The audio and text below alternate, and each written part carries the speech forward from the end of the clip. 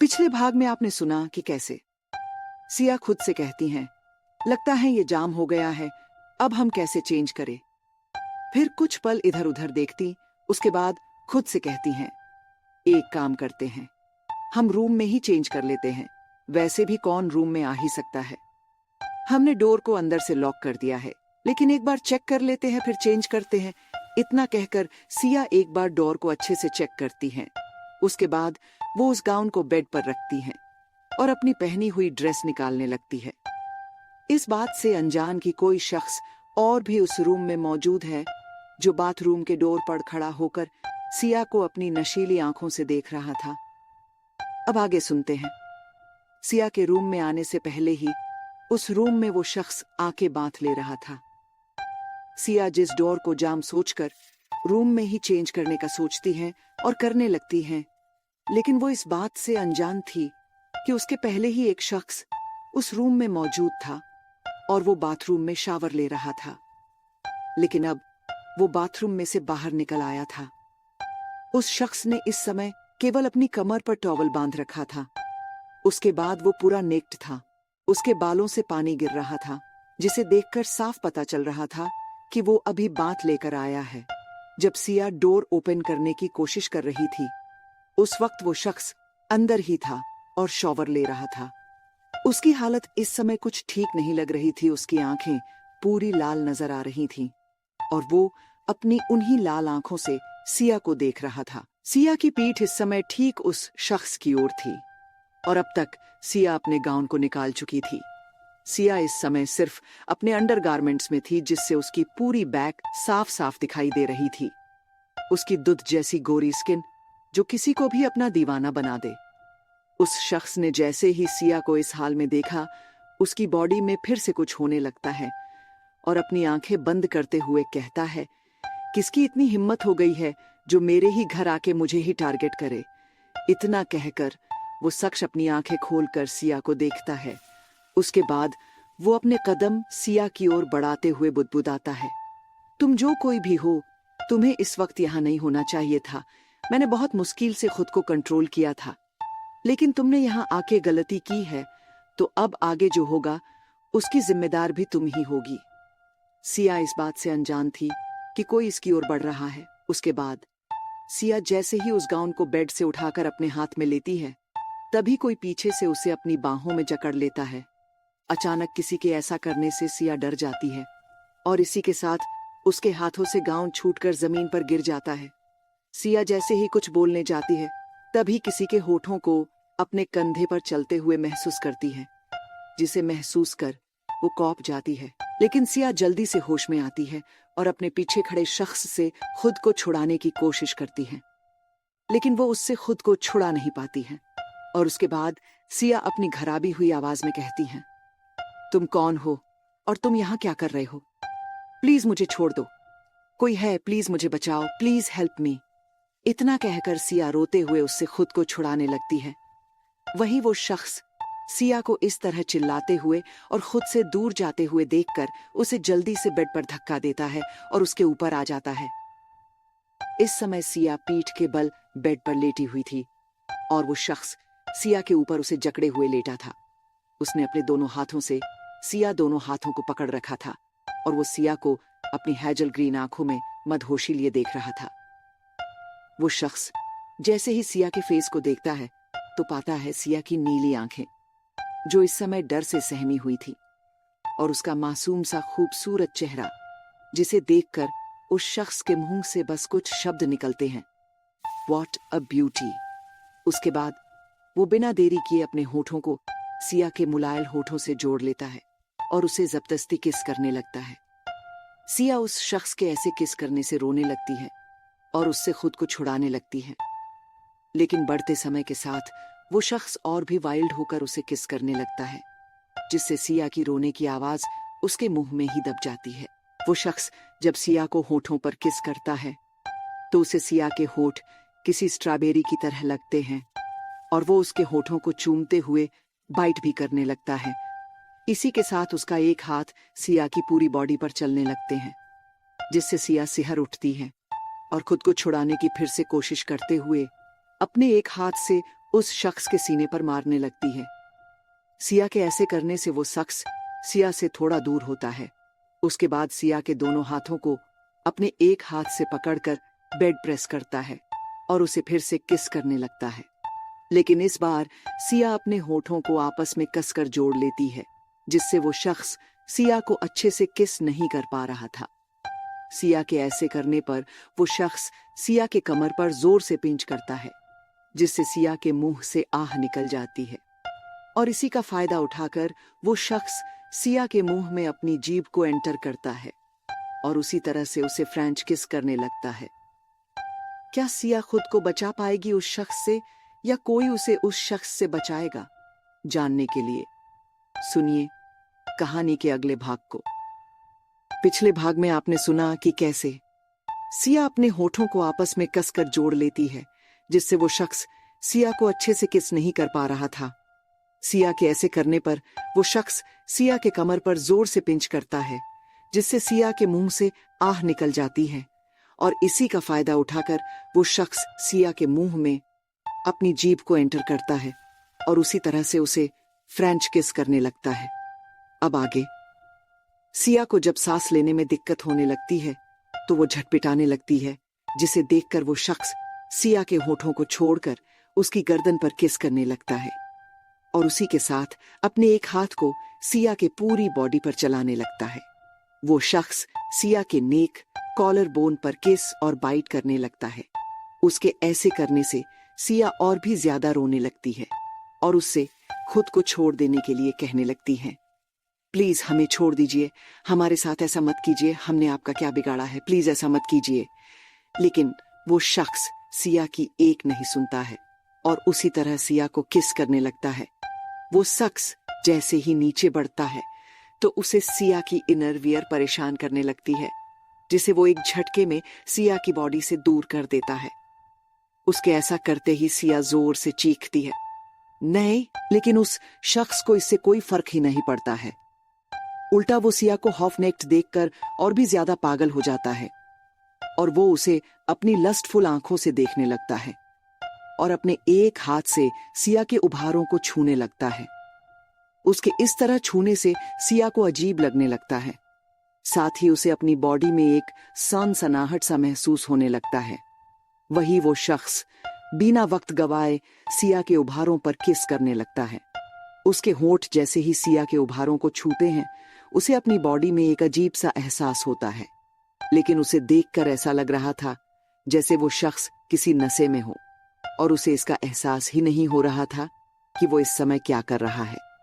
वो शख्स सिया को ऐसे ही किस और बाइट करते हुए नीचे की ओर जाने लगता है और सिया के नाभि पर किस करते हुए सिया के बचे हुए भी कपड़े निकल देता है। उसके ऐसा करने से सिया और भी ज्यादा तेज रोने और चिल्लाने लगती है और उस शख्स से खुद छोड़ देने के लिए भीख मांगने लगती है। साथ ही सिया अपना हाथ पैर चलाने लगती है उससे छूटने के लिए, लेकिन उस शख्स की पकड़ इतनी मजबूत थी कि वो हिल भी नहीं पा रही। फिर भी वो कोशिश करती है लेकिन सफल नहीं होती है। लेकिन उस शख्स को जैसे सिया की बातें ना सुनाई दे रही थीं और ना ही उसका स्ट्रगल दिखाई दे रहा था जो एक खुद को उससे बचाने के लिए कर रही थी। इसके विपरीत वो शख्स जैसे ही सिया की पूरी बॉडी देखता है तो वो और भी ज्यादा पागल हो जाता है। उसे देखकर ऐसा लग रहा था जैसे वो अपना कंट्रोल पूरी तरीके से खो चुका था और बिना वक्त गवाए जल्दी से अपने कमर पर बंधी हुई टॉवल को निकालकर फर्श पर फेंक देता है, जहां पर पहले से ही सिया के अंडरगारमेंट्स पड़े हुए थे। उसके बाद वो शख्स सिया को अपनी हेजल ग्रीन आंखों से ऊपर से नीचे तक देखता है। उसे देखकर वो शख्स सिया के कान के पास फुसफुसाते हुए अपनी मदहोश कर देने वाली आवाज में कहता है, तुम बहुत ही खूबसूरत हो, लेकिन मैं अब और कंट्रोल नहीं कर सकता हूं। I want you. इतना कहकर वो बेड पर पड़ी चादर को अपने और सिया के ऊपर डालकर कवर करता है और उसी के साथ सिया की एक तेज चीख पूरे रूम में गूंजती है, आ, क्योंकि वो शख्स इसी के साथ सिया के अंदर इंटर कर चुका था, जिससे सिया की एक तेज चीख दर्द की वजह से गुजरती है उस रूम में और वो और भी ज्यादा रोने लगती है। उसकी आंखों से लगातार आंसू निकल रहे थे जो उसके आंखों के कोने से गिरते हुए उसके बालों में गुम हो जा रहे थे। वही वो शख्स सिया के इस तरह चिल्लाने से रुक जाता है और वो झुककर नीचे की ओर देखते हैं जहां पर खून नजर आ रहा था। उसके बाद वो शख्स सिया के चेहरे को देखता है जिस पर दर्द साफ साफ नजर आ रहा था। उसके फेस को देखते हुए वो शख्स कहता है, क्या तुम अब तक वर्जिन थी? इतना कहकर वो मुस्कुरा देता है और उसी तरह से कहता है, लेकिन अब से तुम सिर्फ मेरी हो। इसी के साथ वो फिर से सिया के होठों को अपने होठों से कैप्चर कर लेता है और सिया के साथ वो सब करने लगता है। सिया उसके ऐसे करने से छटपिटाने लगती है और उसे खुद से दूर करने की कोशिश करने लगती है, लेकिन वो शख्स और भी ज्यादा वक्त के साथ वाइल्ड हो जाता है। उस शख्स की वाइल्डनेस सिया नहीं सह पाती है और बेहोश हो जाती है, लेकिन फिर भी वो शख्स सिया से दूर नहीं होता है, बल्कि और भी तेजी से उसके साथ वो सब करने लगता है। इस समय रूम में बस उसके तेज चलती सांसों की ही आवाज गूंज रही थी। ये आवाजें लगभग 5 घंटे तक ऐसे ही घुसती हैं उस रूम में। वो शख्स तब तक सिया के साथ वो सब करता है जब तक वो सेटिफाइड नहीं हो जाता है। जब वो सेटिफाइड हो जाता है तब सिया के ऊपर से उठता है और उसके होठों पर एक लाइट किस करते हुए कहता है, अब से तुम सिर्फ मेरी हो। इसी के साथ वो सिया को अपने बाहों में भरकर खुद को और सिया को अच्छे से ब्लैंकेट से कवर करके अपनी आंखें बंद कर लेता है। आज के लिए इतना ही। अब कौन सा मोड़ लेगी सिया की जिंदगी, जानने के लिए सुनिए कहानी के आने वाले भाग को।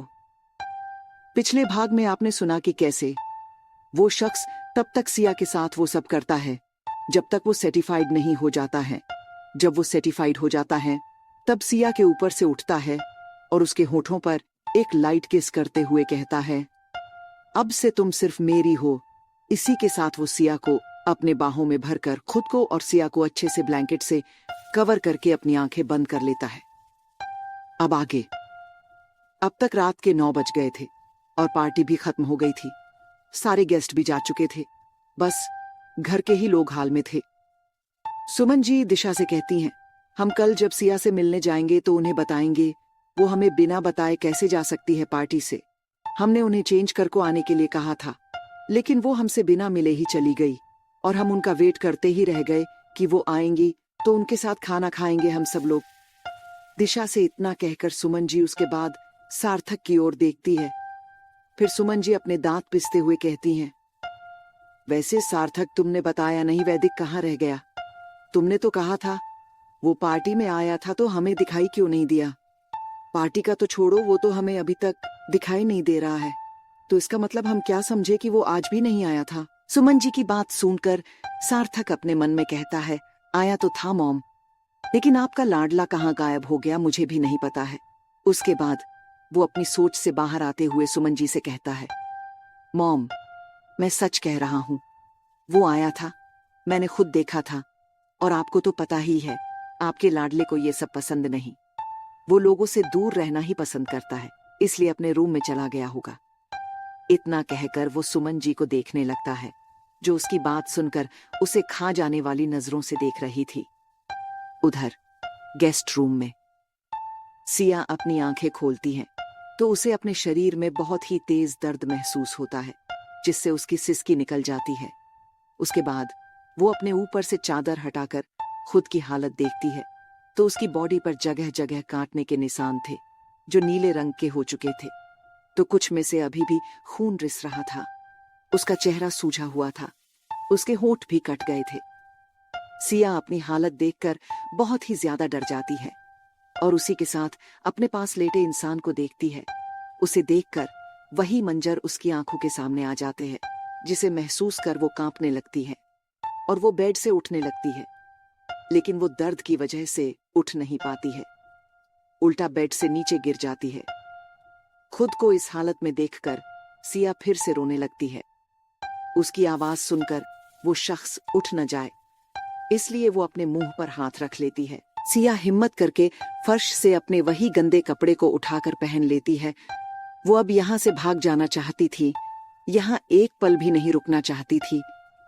सिया अपने कपड़े को पहनकर अपनी जगह से जैसे ही आगे जाने को कदम बढ़ाती है, उसे फिर से एक तेज दर्द अपने लोअर बॉडी में होता, जिसे महसूस कर सिया फिर से रोने लगती है और वो बहुत ही मुश्किल से उस रूम से निकलकर हाल की ओर आती है। सिया जब हाल में आती है तो उसे सोफे पर बैठकर सुमन जी, रघुवेंद्र जी, सार्थक और दिशा कुछ बातें करते हुए मुस्कुराते हुए दिखाई दे रहे थे। सिया सामने सुमन जी को देखकर अपनी रोती हुई आवाज में उन्हें आवाज देती है, माँ। सिया की आवाज सुनकर सुमन जी के साथ साथ सभी लोग उसकी ओर देखते हैं, लेकिन सुमन जी जैसे ही अपने सामने सिया को इस हाल में देखती है तो वो अपनी जगह से उठ जाती है, और यही हाल सबका भी था। सुमन जी कुछ और कहती उससे पहले सिया उनके पास आके उनके गले लगते हुए रोने लगती है। सिया, जिसने अभी तक जो हिम्मत बचा कर रखी हुई थी, वो अपने सामने सुमन जी को देखकर उसे भी खो देती है और बिलख बिलख कर रोने लगती है। वही हाल में मौजूद सभी लोग जब सिया को ऐसे देखते हैं तो उन्हें ज्यादा कुछ समझ नहीं आता है, लेकिन पास खड़े रघुवेंद्र जी कसकर अपने दोनों हाथों की मुट्ठी भींच लेते हैं, लेकिन कहते कुछ भी नहीं है। सुमन जी सिया के चेहरे को देखती है, उसके बाद उसके होठों पर उनकी नजर पड़ती है, जिसे देखकर वो कुछ समझने की कोशिश करती है कि तभी उनकी नजर सिया के गर्दन और हाथों पर बने उन निशानों पर जाती है, जिसे देखकर वो समझ जाती है कि उसके साथ क्या हुआ है, और उनके भी आंखों से आंसू गिरने लगते हैं। लेकिन वो खुद को संभालते हुए सिया के फेस को अपने दोनों हाथों से पकड़कर कहती हैं, सिया, बच्चे, आपके साथ ये किसने किया है? आप हमें बताइए। सिया जो बिलख कर रो रही थी, उनकी बात सुनकर उसे फिर से वही सब कुछ दिखाई देने लगता है, और वो अपनी घबराती हुई आवाज में कहती है, वो रूम में जिसमें हम चेंज कर रहे थे, उस रूम में उसने हमारे साथ जबरदस्ती की, और वो अभी भी वही रूम में है। इतना कहते कहते सिया बेहोश होकर फर्श पर गिर जाती है। उसे इस तरह गिरते हुए देखकर सुमन जी जल्दी से नीचे बैठकर उसके सर को अपनी गोद में रखकर रोते हुए उसे उठाने लगती है, लेकिन सिया अपनी आंखें नहीं खोलती है।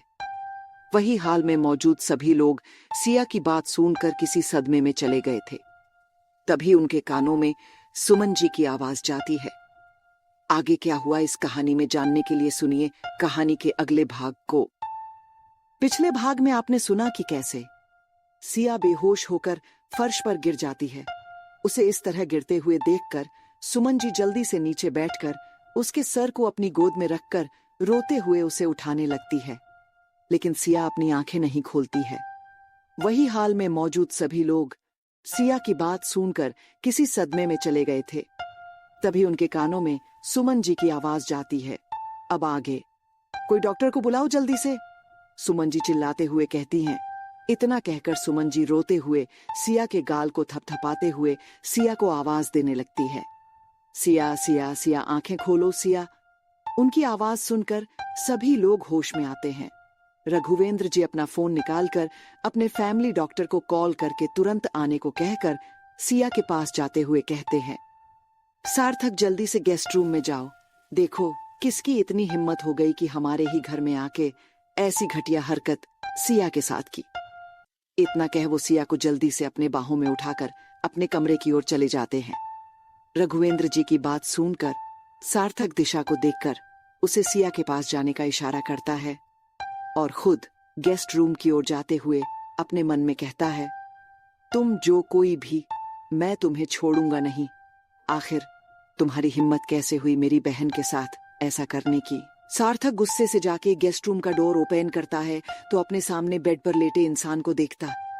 उस इंसान को देखकर उसकी आंखें खुली की खुली रह जाती है और वो अपने मन में एक नाम बुदबुदाता है, लेकिन फिर उसकी आंखें गुस्से से लाल हो जाती है और वो उस इंसान के पास जाके जोर से उसका नाम पुकारता है, वैदिक। सार्थक की आवाज इतनी तेज थी कि किसी की भी रूह कौंप जाए। सुमन जी के रूम के बाहर सभी लोग खड़े थे और अंदर एक फीमेल डॉक्टर सिया का चेकअप कर रही थी। आधे घंटे बाद डॉक्टर रूम से बाहर आती हैं और वो सुमन जी को अंदर आने का इशारा करती हैं। डॉक्टर का इशारा समझकर सुमन जी अंदर जाती है और वो डॉक्टर से तुरंत पूछती हैं, डॉक्टर, हमारी बेटी को क्या हुआ है और वो अब कैसी है? सुमन जी की बात सुनकर डॉक्टर सुमन जी को एक पल देखती है, फिर धीरे से कहती हैं, मिसेस खुराना, इनके साथ किसी ने जबरदस्ती की है। इनके बॉडी पर हर जगह दांतों से काटने के निशान हैं और इनके साथ कई बार उसने वो सब किया है। इतना कह वो डॉक्टर चुप हो जाती है और फिर कहती है, आई होप आप मेरे कहने का मतलब समझ गई होगी मैं आपसे क्या कहना चाहती हूँ। इनकी बॉडी वो सब झेल नहीं पाई, इसलिए कमजोरी और दर्द की वजह से ये बेहोश हो गई है। मैंने इन्हें इंजेक्शन दे दिया है जिससे इन्हें दर्द से राहत मिले, और ये कुछ दवाइयां हैं जो मैंने लिखी है। आप इसे मंगाकर इन्हें खिला दीजिएगा, इन्हें कल तक होश आ जाएगा। और ये सारी दवाई 15 दिन तक लगातार इन्हें खाना होगा। उसके बाद मैं गिर से चेकअप करूंगी। डॉक्टर की बात सुनकर सुमन जी बस अपना सर हाँ में हिला देती है, क्योंकि डॉक्टर की बात सुनकर के सुमन जी की कुछ भी कहने की हिम्मत ही नहीं हो रही थी।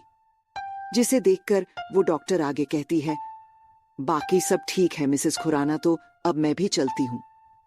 इतना कह वो डॉक्टर वहां से चली जाती है। डॉक्टर के बाहर जाते ही दिशा और रघुवेंद्र जी भी रूम में आ जाते हैं। रघुवेंद्र जी को देखकर सुमन जी उनके गले लगकर रोते हुए उन्हें सब बता देती है जो डॉक्टर ने कहा था। उनकी बात सुनकर दिशा के भी आंखों से आंसू बहने लगते हैं और रघुवेंद्र जी भी गुस्से से अपनी मुट्ठी भींच लेते हैं। उसके बाद सुमन जी खुद को दोष देते हुए कहती हैं, ये सब कुछ हमारी वजह से हुआ है।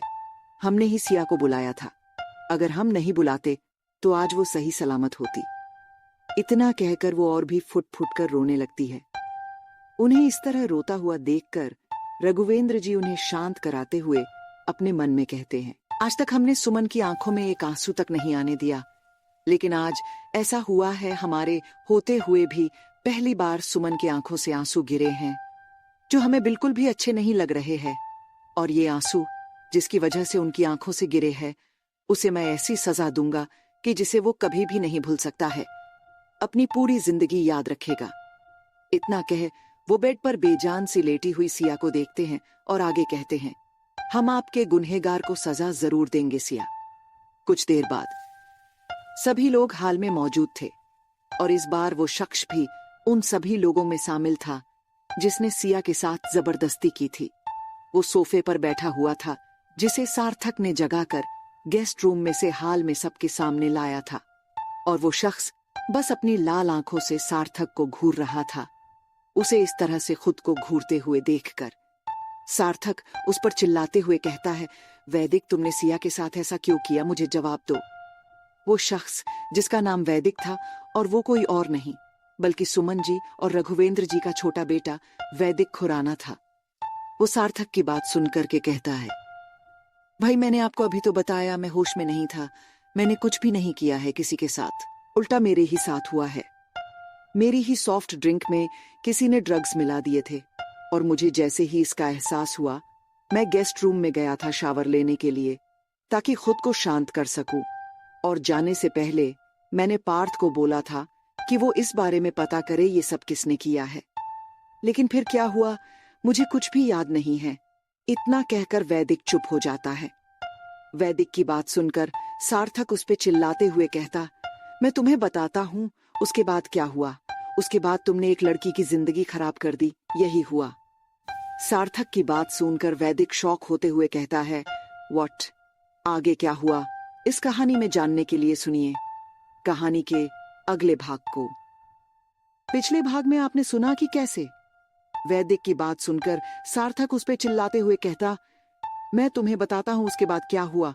उसके बाद तुमने एक लड़की की जिंदगी खराब कर दी, यही हुआ। सार्थक की बात सुनकर वैदिक शॉक होते हुए कहता है, व्हाट, अब आगे। वैदिक को इस तरह शॉक देखकर सार्थक अपना दांत पिसते हुए कहता है, क्या हुआ, कुछ याद आया? अगर नहीं आया तो ध्यान से सोचो, तुमने क्या किया है, तुम्हें अच्छे से सब याद आ जाएगा कि तुमने किसी की जिंदगी के साथ आज खेलवाड़ किया है, और वो भी बहुत गंदा, जिसे कोई सोच भी नहीं सकता था। सार्थक की बात सुनकर वैदिक अपनी आंखें बंद कर जब से वो पार्टी में आया था उसके साथ क्या क्या हुआ था वो सोचने लगता है। वैदिक पार्टी में आया था, उसके बाद वो कुछ बिजनेसमैन से बात करता है, फिर उसके पास एक वेटर आके उसे सॉफ्ट ड्रिंक देता है जिसे वो बैठकर पीता है। उस ड्रिंक के पीते ही उसे अपना शरीर गर्म और बेचैनी होने लगती है, जिसके बाद उसकी हेजल ग्रीन आंखें पूरी लाल हो जाती हैं और वो उसी तरह से अपने मन में कहता है, किसकी इतनी औकात हुई जिसने मुझे ड्रग्स दिया है और वो भी मेरे ही मेंशन में आके। इतना कहे वो खुद को कंट्रोल करता है उसके बाद वो अपने असिस्टेंट पार्थ को बताता है कि उसे किसी ने लगता है ड्रग्स दे दिया है, जिसे सुनते ही उसके असिस्टेंट के भाव बदल जाते हैं और वो गुस्से से चारों ओर देखने लगता है। उसके बाद वैदिक अपने असिस्टेंट पार्थ से इस बारे में पता करने के लिए कहता है कि किसने उसकी सॉफ्ट ड्रिंक से खिलवाड़ किया है। इतना कहकर वैदिक खुद संभालते हुए गेस्ट रूम में जाके तुरंत शॉवर लेने लगता है। वो शॉवर के नीचे भीगते हुए खुद को ठंडे पानी से शांत करने लगता है। तभी उसे ऐसा लगता है जैसे कोई बात रूम का डोर खोलने की बार बार कोशिश कर रहा है, जिसे देखकर उसकी आंखें गुस्से से भर जाती है और वो अपने मन में कहता है किसकी मौत आई है। इतना कहकर वो जल्दी से अपने कपड़े उतारकर एक टॉवल लेके अपनी कमर पर बांधता है। उसके बाद वो बहुत ही आराम से बाथरूम का डोर ओपन करता है, फिर सामने की ओर देखता है। सामने के नजारे को देखकर उसकी बॉडी फिर से हिट होने लगती है और वो खुद पर से अपना कंट्रोल खोने लगता है। उसके बाद जो भी हुआ वो वैदिक के आंखों के सामने एक एक करके सारे दृश्य आने लगते हैं, जिसे याद कर वो अपने हाथों की मुट्ठी जोर से भींच लेता है। सब कुछ याद करके वो अपनी आंखें खोलकर सामने देखता है और अपनी जगह से खड़ा होकर वहां से जाने को होता है कि तभी उसके कानों में सुमन जी की गुस्से से भरी आवाज आती है, वैदिक आपको सिया से शादी करनी होगी, वो भी कल के कल ही। जिसे सुनकर वैदिक के कदम वहीं जम जाते हैं। सुमन जी की बात सुनते ही वैदिक उन्हें देखते हुए कहता है, लेकिन मॉम, मैंने कुछ भी नहीं किया है, वो सब कुछ गलती से हुआ है। मैं होश में नहीं था, मुझे किसी ने ड्रग्स दिए थे, इसलिए ऐसा हुआ है। और आपको पता है ना, मैं शादी नहीं करना चाहता हूं, इसलिए मैं कोई शादी नहीं करने वाला हूं। उसकी बात पूरी होते ही उसके गालों पर एक तेज थप्पड़ पड़ता है, जिसकी आवाज पूरे हाल में गूंज उठती है। ये थप्पड़ किसी और ने नहीं बल्कि रघुवेंद्र जी ने वैदिक को मारा था। अपने सामने रघुवेंद्र जी को देखकर वैदिक उन्हें घूर कर देखते हुए कहता, डैड, आपने मुझे थप्पड़ मारा, वो भी किसी अजनबी के लिए, ये आपने अच्छा नहीं किया। उसकी बात सुनकर के रघुवेंद्र जी अपने एक एक शब्दों पर जोर देते हुए कहते हैं, वैदिक, आपने आज जो किया है ना सिया के साथ, उसके सामने ये थप्पड़ कुछ भी नहीं है। और जब तुमने इतनी बड़ी गलती की है तो उसकी सजा भी तुम्हें मिलनी चाहिए। और तुम्हारी सजा यही है कि जो सुमन ने कहा है तुम वही करोगे, और कल के कल ही तुम्हारी शादी होगी सिया से। उनकी बात सुनकर वैदिक अपना दांत पिसते हुए गुस्से से कहता है, डैड, मैंने कहा न, मेरी कोई गलती नहीं है, मुझे किसी ने ड्रग्स दिया था, इसलिए ऐसा हुआ, मैंने होश में कुछ नहीं किया है। वैदिक की बात सुनकर रघुवेंद्र जी कहते हैं, गलती तो तुमने की है वैदिक, और अब तुम्हें उसकी जिम्मेदारी भी लेनी होगी। वो गलती तुमने होश में की है या फिर कैसे भी की हो, मुझे उससे नहीं मतलब, पर तुम्हारी इसी गलती की वजह से हमारी सुमन के आंखों से आज आंसू रुकने के नाम नहीं ले रहे हैं, जो हमें बिल्कुल भी पसंद नहीं है। उनकी बात सुनकर वैदिक उन्हें मना करते हुए कहता है, कुछ भी हो, मैं शादी नहीं करूंगा। तभी सुमन जी की आवाज सबको सुनाई देती है, जो चुपचाप रोते हुए कब से इस तमाशे को देख रही थी। वैदिक, हम आखिरी बार कह रहे हैं, आपको सिया से शादी करनी होगी और उसकी जिम्मेदारी भी तुम्हें लेनी होगी। सुमन जी की बात सुनकर वैदिक उन्हें देखते हुए गुस्से से चिल्लाते हुए कहता है, मैं कुछ भी नहीं करने वाला हूं मॉम, मैंने एक बार कह दिया ना, नहीं तो नहीं। आप समझ क्यों नहीं रही हैं? आपको तो मुझे समझना चाहिए ना मॉम, आप तो मुझे जानती हैं, मैं ऐसा कुछ भी किसी के साथ नहीं कर सकता हूं। वैदिक की बात सुनकर सुमन जी कहती है, अब इन बातों का कोई मतलब नहीं है वैदिक, कि आपने जो भी किया है अनजाने में किया है। अगर अब कुछ मैटर करता है तो सिर्फ ये मैटर करता है कि आपने गलती की है। जब गलती की है तो उसे एक्सेप्ट कीजिए और जो कह रहे हम वो कीजिए, और बिना किसी तमाशे के सिया से शादी कर आप दोनों हंसी खुशी अपनी आने वाली जिंदगी को साथ में बिताइए। सुमन जी की बात सुनकर के वैदिक उन्हें फिर से मना करते हुए कहता है, मॉम, मैं अपनी गलती मान लेता हूं, लेकिन मैं ऐसे ही किसी से शादी नहीं कर सकता हूं, और ना ही मेरा कभी कोई इरादा था किसी से शादी करने का। वैदिक ने अभी इतना ही कहा था कि तभी सुमन जी गुस्से से वैदिक को धमकाते हुए कहती हैं, वैदिक, आपको मेरी कसम है, आप कल ही सिया से शादी करेंगे। अगर आपने ऐसा नहीं किया तो आप कल मेरा मरा हुआ मुंह देखेंगे। अब आप सोच लीजिए, आप क्या चाहते हैं। आप हमें अभी के अभी जवाब दीजिए। सुमन जी की बात सुनकर सभी लोग शॉक हो जाते हैं। वही वैदिक उनकी बात सुनकर अपने सामने रखे कांच के टेबल को उठाकर पटक देता है और हाल में रखी चीजों को गुस्से से तोड़ने फोड़ने लगता है। उसे इस तरह देखकर सुमन जी और दिशा सहम जाते हैं, लेकिन फिर भी सुमन जी नीचे पड़े एक कांच के टुकड़े को उठा लेती हैं और अपनी तेज आवाज में चिल्लाते हुए कहती हैं, क्या कहा होगा सुमन जी ने? जानने के लिए सुनिए कहानी के अगले भाग को।